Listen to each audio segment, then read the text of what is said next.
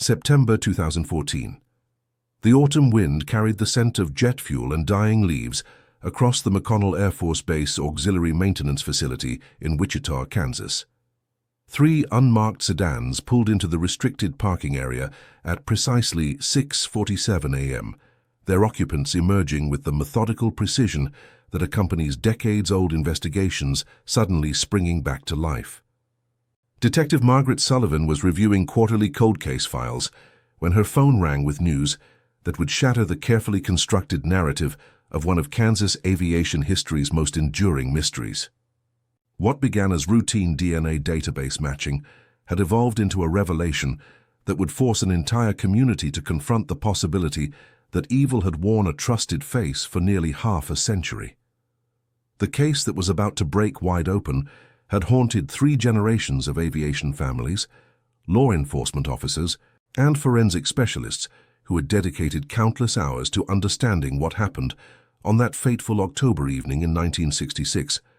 The DNA match confirmed through CODIS database cross-referencing pointed to someone whose name had never appeared in the original investigation files, someone whose sterling reputation in the aviation maintenance community had placed them entirely above suspicion. If you're fascinated by the intersection of cutting-edge forensic science and decades-old mysteries that mainstream media overlooks, make sure to like this video and subscribe for the detailed analysis that reveals how modern technology finally brought justice to a case that seemed destined to remain forever unsolved.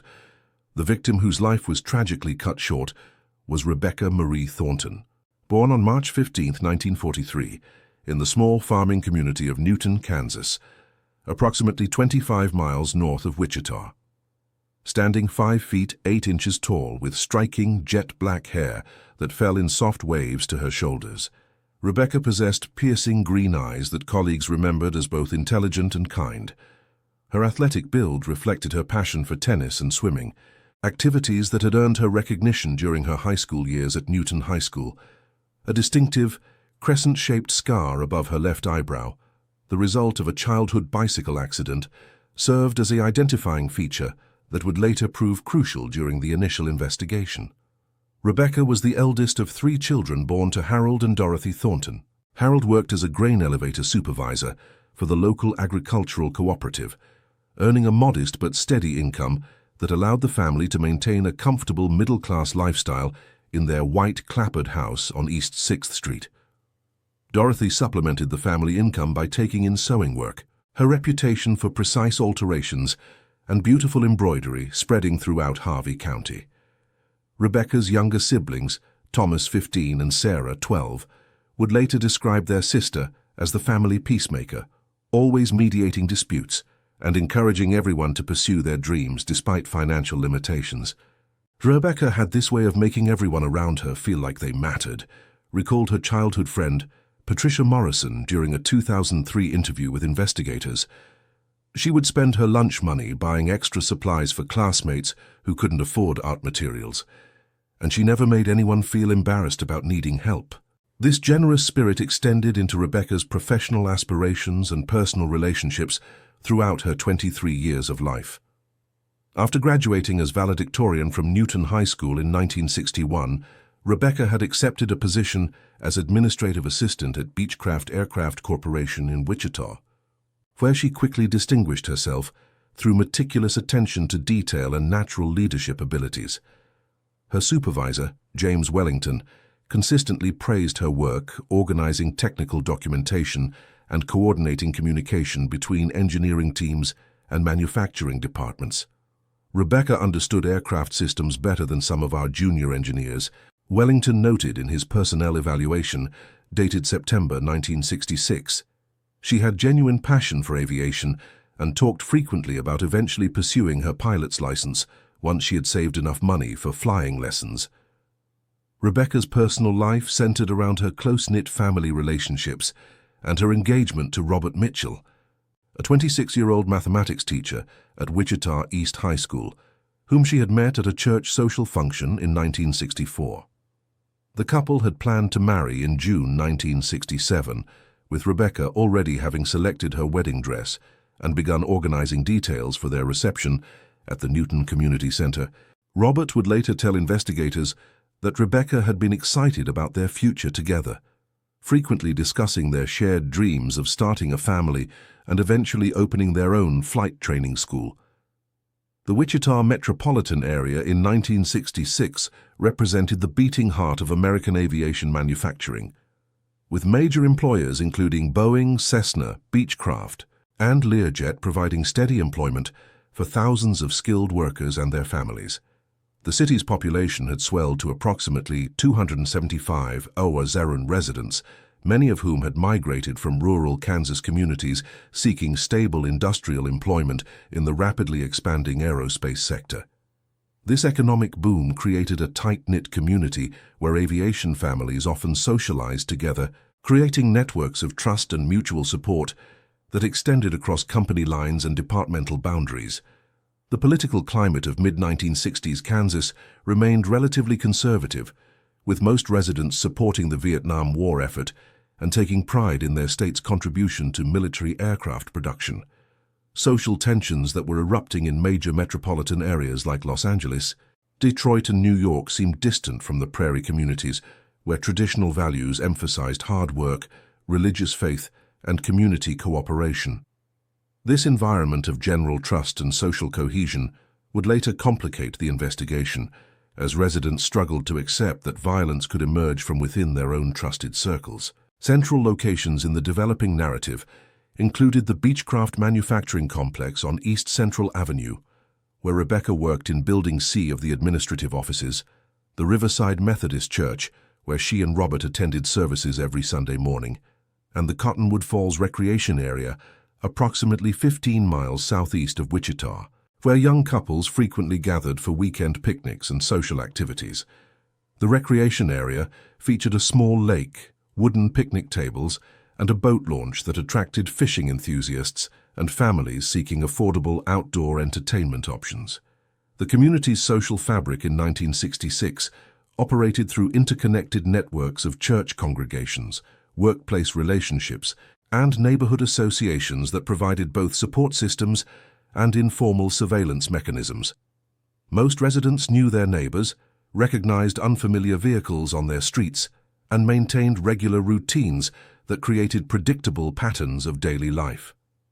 This close-knit social structure initially complicated the investigation by generating numerous false leads based on community members' certainty that they would have noticed any suspicious outsiders or unusual activities in their neighborhoods.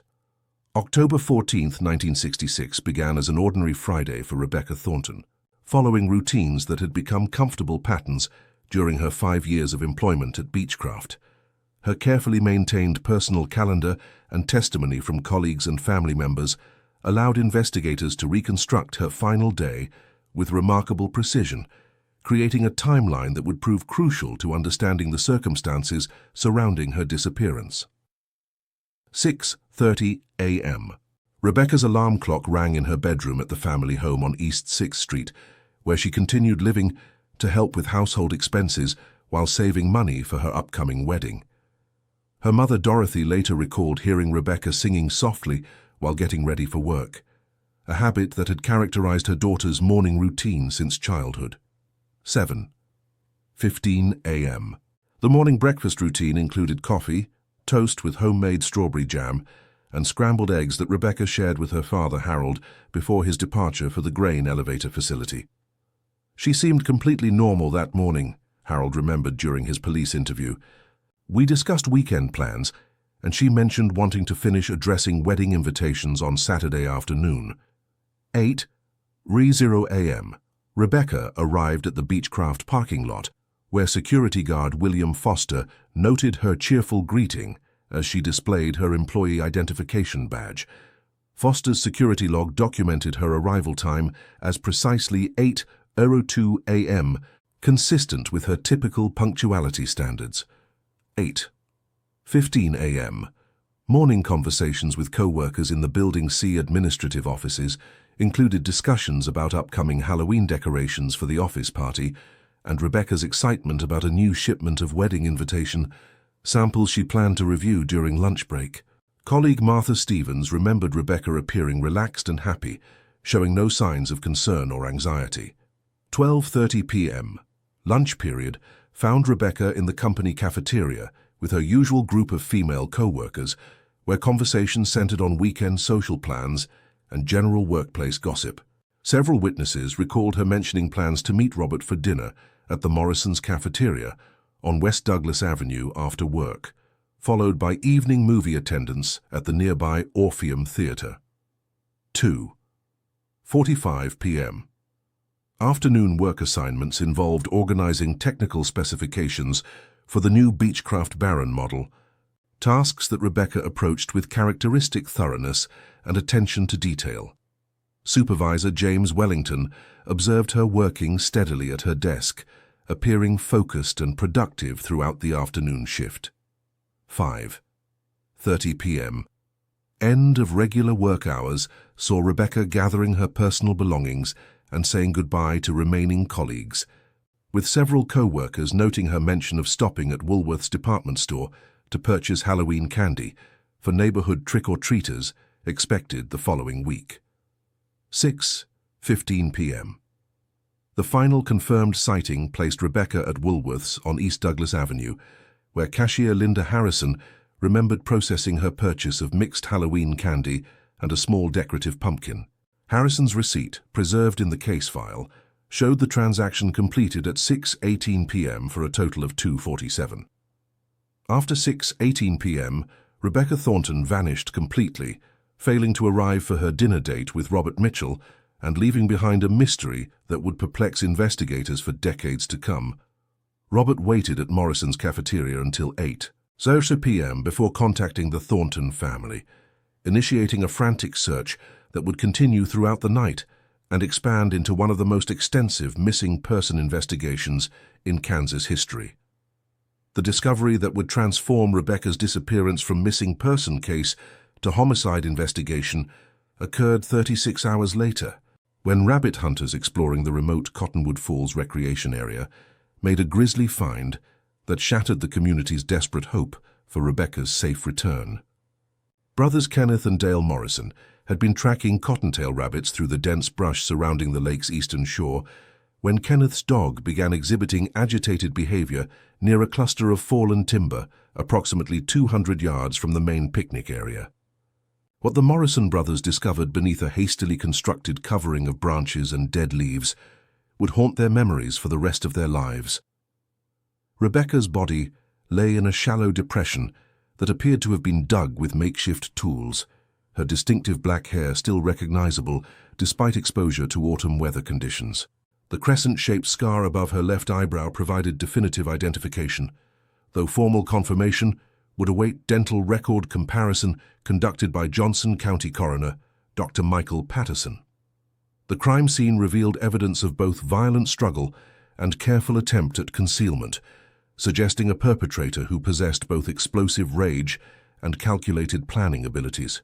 Rebecca's clothing had been torn and displaced, with her distinctive blue Beechcraft work dress found several yards from the body, suggesting the attack had begun elsewhere before concluding at the burial site. Her purse, containing $17 and her employee identification badge, was discovered intact near the main access road, indicating robbery had not been the primary motive. Forensic examination conducted by the Kansas Bureau of Investigation revealed evidence of blunt force trauma to the head and signs of manual strangulation, though the primitive forensic capabilities available in 1966 limited the scope of physical evidence that could be meaningfully analyzed. Hair and fiber samples were collected and preserved, but DNA analysis technology remained decades away from practical application in criminal investigations. The crime scene also yielded several pieces of physical evidence that investigators hoped would eventually lead to the perpetrator's identification. A distinctive tire track impression in the soft earth near the access road suggested a specific tread pattern that investigators photographed and measured carefully. Cigarette butts found near the burial site were collected for potential fingerprint analysis, though results proved inconclusive due to weather exposure. A torn piece of fabric caught on nearby thorns appeared to come from men's work clothing, possibly indicating the perpetrator's occupation or clothing preferences. Most significantly, investigators discovered clear evidence that the crime scene had been revisited after the initial burial, with disturbed earth and additional concealment materials, suggesting the perpetrator had returned to better hide evidence or retrieve forgotten items.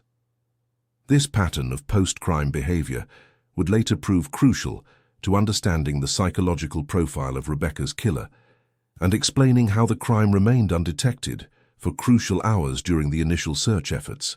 The community's response to Rebecca's murder reflected both the close-knit nature of 1960s Wichita and the particular shock of violence disrupting what residents had considered a safe, predictable environment. Hundreds of volunteers joined official search efforts even after the body's discovery, desperate to help find additional evidence that might lead to quick resolution of the case. Have you ever lived in a small community where everyone knows everyone else's business? Share your thoughts in the comments about how close community ties can both help and hinder criminal investigations, because this case demonstrates exactly how community dynamics can create unexpected complications for law enforcement efforts. The aviation maintenance hangar fell silent as investigators revealed the DNA comparison results. Thomas Mitchell, now 78 years old, sat across from detectives wearing the same calm expression he had maintained for decades. His weathered hands, still stained with traces of engine oil despite retirement, rested motionless on the metal table. The man who had earned commendations for aircraft safety, who had trained dozens of mechanics, who had been trusted with million-dollar aircraft, was finally facing questions about what happened to Rebecca Chen on that October night in 1966. "I've been waiting for this conversation for 57 years, Mitchell said quietly, his voice barely audible above the fluorescent light humming overhead. "I wondered when science would catch up. The confession that followed would shatter the aviation community at Wichita's McConnell Air Force Base and surrounding civilian airports. Mitchell had not only murdered Rebecca, but had used his intimate knowledge of aircraft schedules and crew rotations to plan the perfect crime. He knew exactly when the maintenance areas would be deserted, which hangars had broken security cameras, and how to dispose of evidence using industrial aircraft cleaning chemicals that would destroy biological traces for decades. Detective Sarah Morrison, who had reopened the case in 2019, later described the confession as one of the most chilling she had encountered in 30 years of law enforcement. He spoke about the murder with the same technical precision he used to discuss aircraft engines. There was no emotion, no remorse, just clinical details about timing and logistics. The DNA breakthrough had come from an unexpected source. In 2018, the Federal Aviation Administration had mandated updated background checks for all personnel with historical access to military aircraft. As part of this process, DNA samples were collected from retired mechanics and cross-referenced against unsolved cases in the national database. Mitchell's sample, submitted routinely in March 2019, matched genetic material found under Rebecca's fingernails that had been preserved in evidence storage for over 5 decades. Dr. Patricia Williams, the forensic geneticist who confirmed the match, explained the significance of the preservation. The biological material had degraded significantly, but new extraction techniques allowed us to recover partial DNA profiles that were impossible to analyze in the 1960s. The match probability was 1 in 47 billion. The confession revealed disturbing details about Mitchell's methodology. He had observed Rebecca's routine for weeks, noting that she often stayed late in the administrative building to finish reports. On October 15, 1966, he had deliberately sabotaged an aircraft part to create a maintenance emergency that would require him to work late, establishing his presence on base as routine rather than suspicious. "I knew she would walk past Hangar 7 around 9:30, Mitchell told investigators.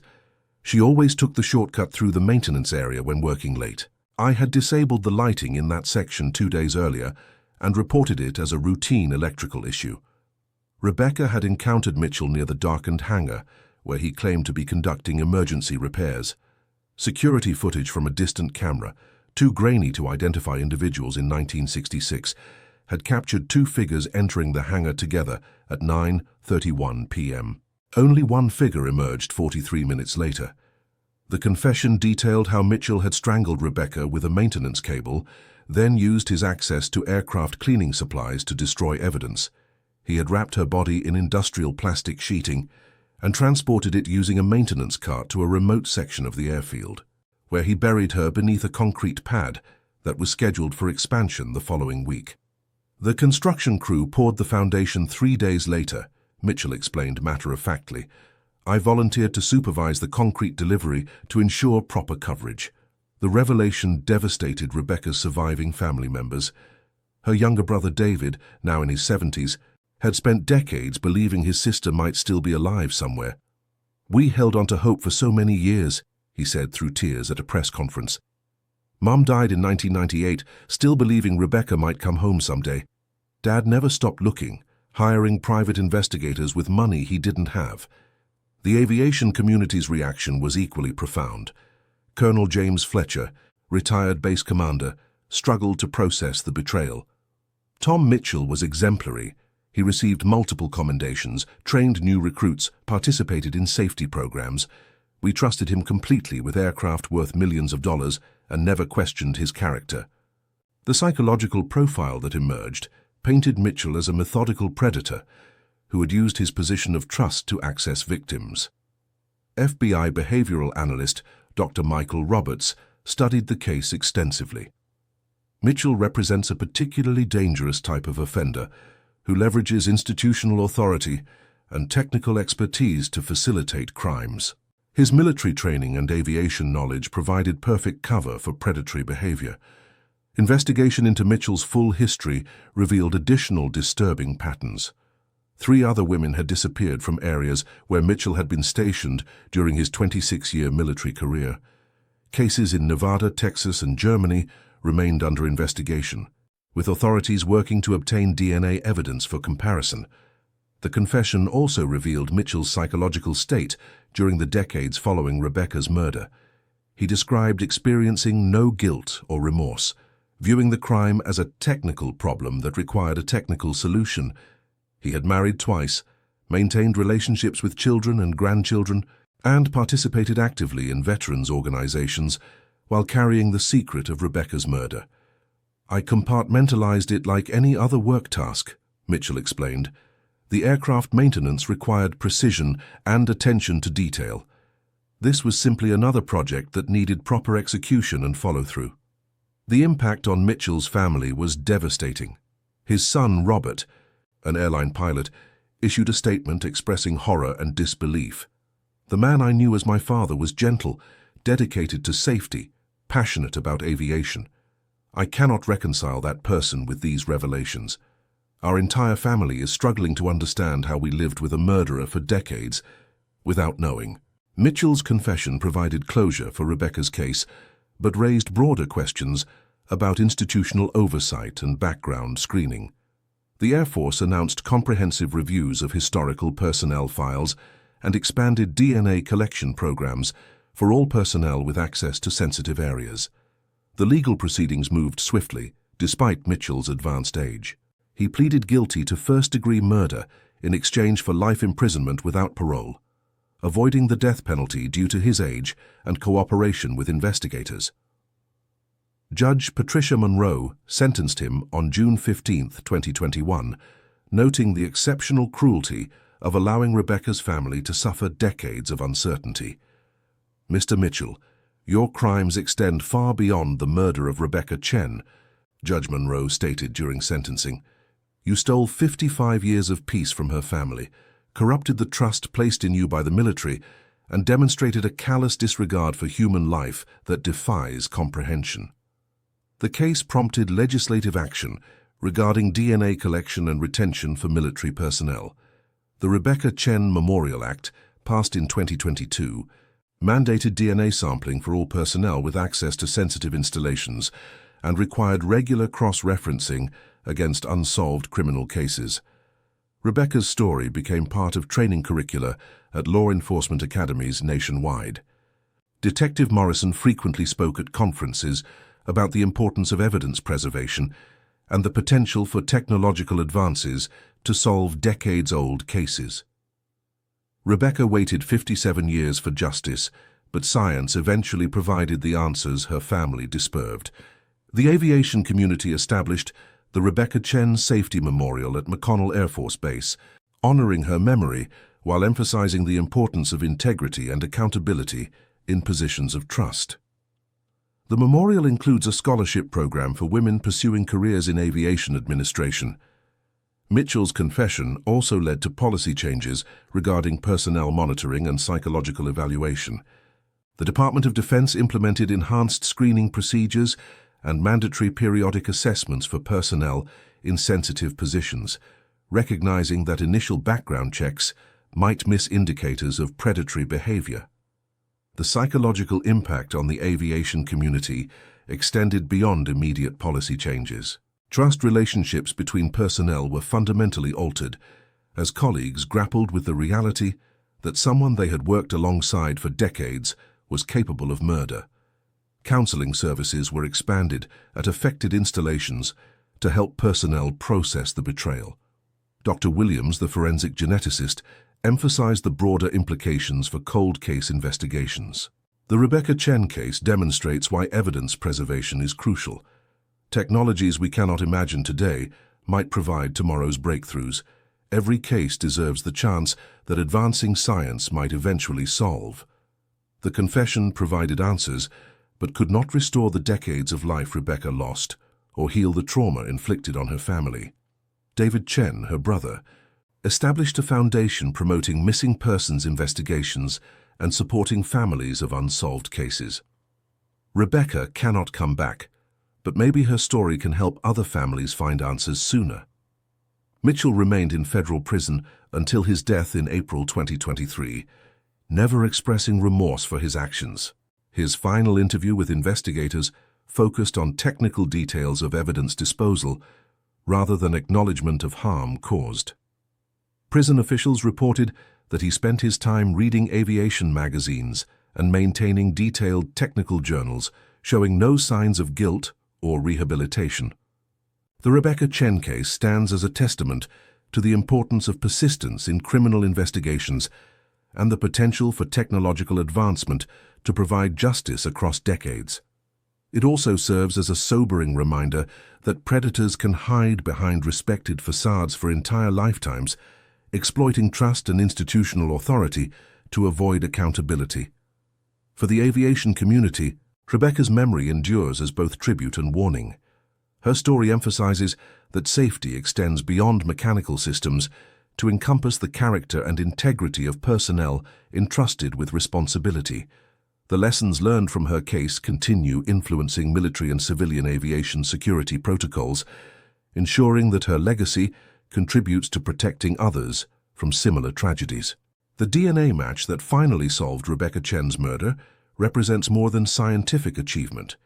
It embodies the principle that justice, though delayed, can ultimately prevail through persistent investigation and advancing technology. The ripple effects of Mitchell's confession extended far beyond the immediate circle of Rebecca's family and the aviation community. As news of the case broke nationally in late 2021, it sparked renewed interest in cold cases across the country, with law enforcement agencies reporting a significant uptick in families requesting DNA testing of preserved evidence from decades-old unsolved murders. The Rebecca Chen case had become a beacon of hope for thousands of families who had never received closure, demonstrating that even the most carefully concealed crimes could eventually be exposed through advances in forensic science. Dr. Elizabeth Martinez, director of the National Center for Missing and Exploited Persons, noted the profound psychological impact of Mitchell's conviction on other ongoing investigations. When families see that justice was possible after 57 years, it renews their faith in the system. We've received hundreds of calls from relatives of victims whose cases went cold in the 1960s, 70s, and 80s, all asking if new DNA techniques might finally provide the answers they've been seeking. The case also attracted the attention of genealogical researchers who had been using DNA databases to solve cold cases through familial matching. Jennifer Walsh, a genetic genealogist who had assisted in solving over 40 cold cases, explained how the Chen case validated emerging methodologies.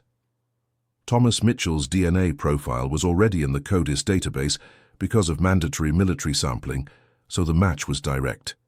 But this case proves the value of comprehensive DNA collection and long-term evidence preservation.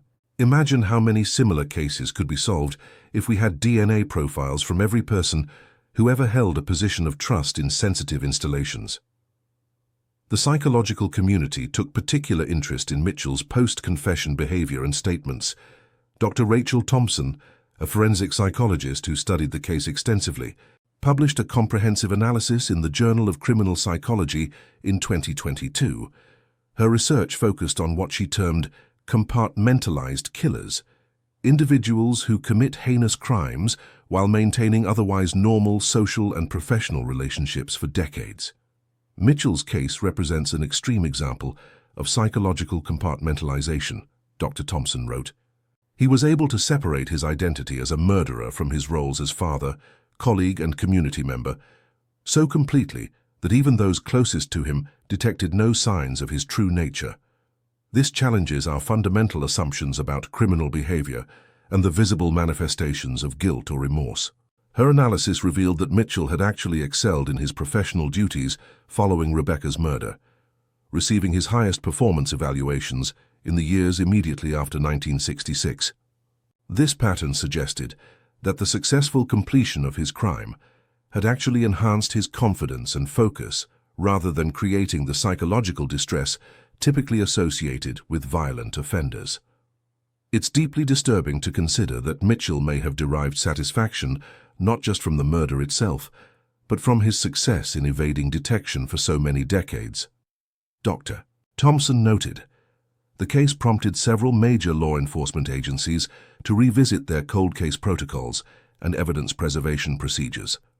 The FBI announced a comprehensive review of all unsolved murders from military installations dating back to 1950, with particular attention to cases where personnel with ongoing base access might have been overlooked as suspects. This review, dubbed Operation Deep Dive, initially focused on approximately 400 unsolved cases from military installations across the United States. Special Agent Patricia Reeves, who coordinated Operation Deep Dive from FBI headquarters in Quantico, explained the methodology behind the expanded investigation. The Chen case taught us that we need to look more carefully at individuals who had legitimate reasons to be present at crime scenes or in sensitive areas.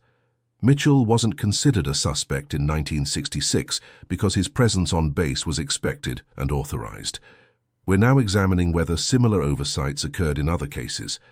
The operation's preliminary results were sobering. Within 6 months of its launch, investigators had identified 47 cases where military or civilian personnel with ongoing base access had never been thoroughly investigated, despite having opportunity and means to commit the crimes in question.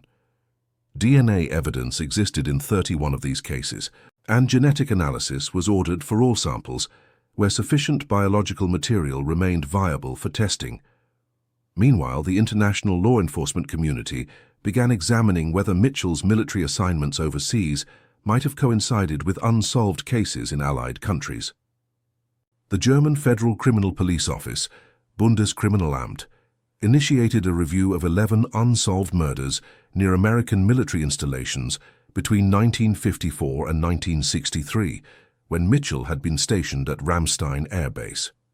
Detective Sergeant Klaus Hoffmann, who coordinated the German investigation, reported initial findings that suggested troubling patterns. We have identified 3 cases from the Ramstein area where young women were murdered under circumstances similar to Rebecca Chen's case, Hoffmann explained during a joint press conference with American investigators. All 3 victims were found in remote locations, showed evidence of strangulation, and had been buried in shallow graves that were later disturbed. The perpetrator appeared to have detailed knowledge of American military patrol schedules and security procedures. The German investigation faced unique challenges due to the passage of time and differences in evidence preservation standards between the 1950s and contemporary practices. However, investigators remained optimistic that meaningful conclusions could be reached through careful analysis of surviving documentation and potential DNA evidence from properly stored materials.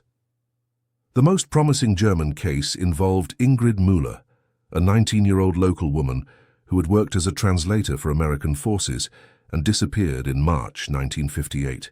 Her body had been discovered 6 weeks later in a wooded area near the base perimeter, buried beneath aircraft maintenance materials that had been reported missing from base supply inventories. The use of military materials for concealment strongly suggested American personnel involvement, though the original investigation had focused primarily on local suspects. The parallels to Rebecca Chen's case are remarkable, noted Dr. Sarah Mitchell, a criminologist from the University of Kansas who had begun studying potential connections between the cases. Both victims worked in support roles for aviation operations. Both were found in remote locations using materials or knowledge that suggested military involvement, and both crime scenes showed evidence of the perpetrator returning to improve concealment efforts. Dr. Mitchell's research, funded by a grant from the Department of Justice, aimed to develop a comprehensive profile of military-connected serial killers and the unique advantages their positions provided for committing and concealing crimes. Her preliminary findings suggested that the military environment created optimal conditions for certain types of predatory behavior, combining authorized access to remote areas, technical knowledge of security procedures, and frequent relocation that made pattern recognition difficult. Military serial killers represent a particularly challenging subset of offenders, Dr. Mitchell explained. Their authorized presence in sensitive areas eliminates much of the risk typically associated with violent crimes, while their training in operational security provides sophisticated methods for evidence disposal and crime scene management. Thomas Mitchell's case may represent just one example of a much larger phenomenon that has been systematically overlooked by law enforcement. The academic community's interest in the Chen case extended beyond criminology to encompass broader questions about institutional oversight and accountability. Professor James Richardson of Harvard Law School published a comprehensive analysis of military justice procedures in cases involving civilian victims, arguing that jurisdictional complexities had historically impeded thorough investigation of crimes committed by military personnel against non-military victims. The Chen case illustrates fundamental gaps in our military justice system, Professor Richardson wrote. Thomas Mitchell's crime occurred on a military installation but involved a civilian victim, creating jurisdictional ambiguities that may have contributed to investigative oversights. The military's natural inclination to protect institutional reputation can conflict with thorough criminal investigation, particularly when the suspected perpetrator is a valued member of the military community. His analysis prompted congressional hearings on military justice reform, with particular attention to cases involving civilian victims and the adequacy of interagency cooperation between military and civilian law enforcement. Testimony from Rebecca's family members proved particularly compelling, as they described decades of frustration with jurisdictional disputes that seemed to impede, rather than facilitate, the search for justice. David Chen's testimony before the House Armed Services Committee in March 2022 provided a powerful personal perspective on the systemic failures that had allowed his sister's murder to remain unsolved for so many decades. "My family spent 57 years wondering what happened to Rebecca," he said, his voice breaking with emotion. "We were told repeatedly that every avenue had been explored, that all possible suspects had been investigated. Now we know that the person who killed her was never even considered a suspect, despite having complete access to the crime scene and detailed knowledge of security procedures." His testimony led to bipartisan support for legislative reforms requiring enhanced coordination between military and civilian authorities in cases involving potential military personnel perpetrators and civilian victims. The Rebecca Chen Justice Enhancement Act, introduced in both houses of Congress in late 2022, mandated specific protocols for such investigations and created oversight mechanisms to ensure thorough interagency cooperation. The legislation also addressed evidence preservation requirements, mandating that biological evidence from unsolved cases be preserved indefinitely and subjected to reanalysis as forensic technologies advanced. This provision directly responded to the recognition that the Chen case had been solved only because crucial DNA evidence had been properly preserved despite the limitations of 1960s forensic capabilities. As the legal and policy implications of Mitchell's confession continued to unfold, the human impact on those who had known and trusted him remained profound. Former colleagues struggled to reconcile their memories of Mitchell as a dedicated professional with the reality of his crimes. Master Sergeant Robert Hayes, who had worked closely with Mitchell for over a decade, described the psychological devastation experienced by their entire unit. "Tom was the guy everyone looked up to," Hayes explained during a 2022 interview. "He trained half the mechanics on the base, always stayed late to help with difficult repairs, never lost his temper even under pressure. He was exactly the kind of person you'd want watching your back in a dangerous job. Learning that he was capable of murder has shaken my faith in my ability to judge people's character." The revelation prompted the Air Force to establish counseling programs specifically designed to help personnel process betrayals of trust by colleagues and superiors. Clinical psychologist Major Linda Foster, who developed these programs, noted the unique psychological challenges faced by military personnel in such situations. Military culture emphasizes trust, teamwork, and mutual dependence for survival, Major Foster explained. When that trust is betrayed so completely, it can undermine an individual's confidence in the entire institutional structure. We've seen depression, anxiety, and performance issues among personnel who worked with Mitchell, even though they had no way of knowing about his crimes. The counseling programs addressed not only the immediate psychological impact of Mitchell's revelation, but also broader questions about recognizing warning signs and reporting suspicious behavior. The programs emphasized that Mitchell's ability to maintain his facade for decades was exceptional, and that his colleagues should not blame themselves for failing to detect his true nature.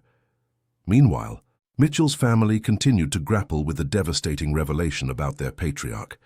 His daughter-in-law, Sarah Mitchell, spoke publicly about the family's struggle to process their complicated grief.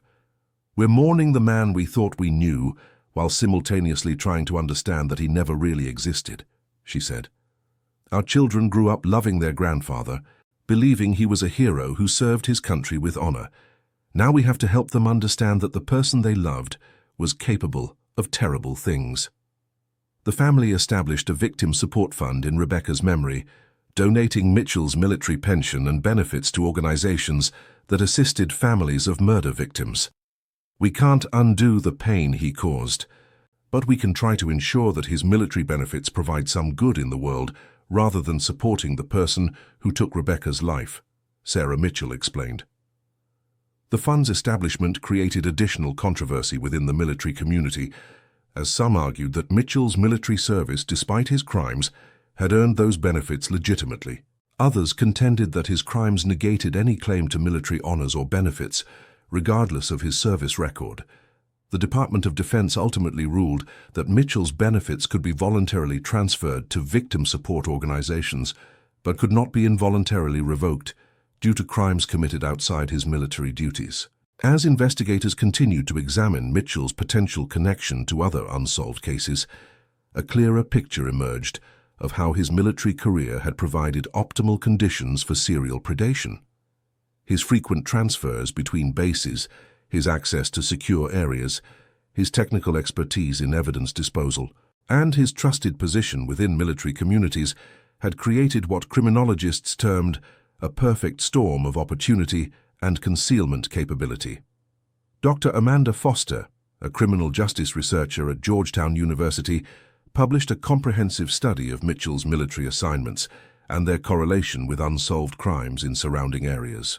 Her research identified potential connections to 17 unsolved murders across 6 states and 3 countries, spanning Mitchell's entire 26-year military career. "The pattern that emerges is deeply troubling," Dr. Foster noted. "Mitchell appears to have refined his techniques over time, becoming more sophisticated in victim selection, crime scene management, and evidence disposal. Rebecca Chen's murder, occurring relatively late in his career, shows signs of extensive planning and experience that suggests earlier crimes we haven't yet identified." Her research methodology involved mapping Mitchell's duty assignments against databases of unsolved crimes, focusing particularly on cases involving young women found in remote locations near military installations. The correlation analysis revealed statistical anomalies that strongly suggested a connection between Mitchell's presence and elevated murder rates in surrounding communities. The implications of Dr. Foster's research extended far beyond the Mitchell case to encompass broader questions about how military personnel movements might facilitate serial crimes while impeding detection efforts. Her findings prompted the Department of Defense to announce new protocols for tracking personnel assignments and coordinating with local law enforcement when military members were transferred between installations. These protocols, implemented in 2023, required notification of civilian law enforcement agencies when military personnel with access to sensitive areas were reassigned, particularly if their new duty stations were located near communities with ongoing investigations of violent crimes. The protocols also established databases for tracking such personnel and their duty locations, enabling pattern recognition across jurisdictions and time periods. The enhanced tracking systems represented a significant shift in military personnel management philosophy, acknowledging that the military's traditional emphasis on internal discipline and institutional loyalty needed to be balanced against broader public safety considerations. Critics argued that the new protocols unfairly subjected military personnel to additional scrutiny based solely on their service status, while supporters contended that positions of trust and access required enhanced accountability measures. As the debate over military accountability continued, Rebecca Chen's legacy evolved beyond her role as a murder victim to encompass broader themes of justice, institutional reform, and the power of advancing technology to provide answers across decades of uncertainty. Her story had become a catalyst for systematic changes in how law enforcement agencies preserved evidence, investigated cold cases, and coordinated across jurisdictional boundaries. The memorial scholarship established in Rebecca's name had grown significantly through donations from military and aviation communities worldwide, ultimately providing educational opportunities for over 200 young women pursuing careers in aviation administration and aerospace engineering. Recipients of the scholarship participated in annual ceremonies honoring Rebecca's memory, while emphasizing the importance of integrity and accountability in positions of trust and responsibility. These ceremonies, held each October at the Aviation Memorial on McConnell Air Force Base, brought together Rebecca's surviving family members, law enforcement officials who had worked on the case, and scholarship recipients whose educational opportunities had been made possible through Rebecca's legacy. The gatherings provided opportunities for reflection on both the personal tragedy of Rebecca's murder and the broader systemic changes her case had inspired. David Chen, now in his late 70s, continued to speak at these ceremonies and at law enforcement conferences, emphasizing the importance of never giving up on unsolved cases and the crucial role of evidence preservation in enabling future breakthroughs. Rebecca waited 57 years for justice, but that justice finally came because dedicated investigators preserved evidence and never stopped looking for answers. He would tell audiences, "Every case matters, every victim deserves justice, and advancing technology gives us new hope that no crime will remain forever unsolved." His message resonated particularly strongly with cold case investigators who often struggled with limited resources and competing priorities when dealing with decades-old crimes. The Chen case provided powerful evidence that persistence and proper evidence handling could eventually yield results, even in cases that had seemed hopeless for generations. The broader impact of Rebecca Chen's case on American criminal justice continued to unfold as investigators applied lessons learned from Mitchell's investigation to other cold cases involving military personnel and civilian victims. The success in solving Rebecca's murder had validated new approaches to interagency cooperation and evidence analysis that were being applied to hundreds of similar cases across the country. As Thomas Mitchell died in federal prison in April 2023, taking with him any additional secrets about other potential victims, investigators remained committed to pursuing every possible connection to unsolved cases from his military career. His death closed one chapter in the story of Rebecca Chen's murder, but opened new questions about the full scope of his crimes and the institutional failures that had enabled decades of predatory behavior. The final chapter of Rebecca's story was still being written through the ongoing investigations, policy changes, and memorial activities that her case had inspired. Her legacy had transcended the tragedy of her individual murder to encompass broader themes of justice, accountability, and the eternal hope that truth would eventually prevail over even the most carefully concealed crimes.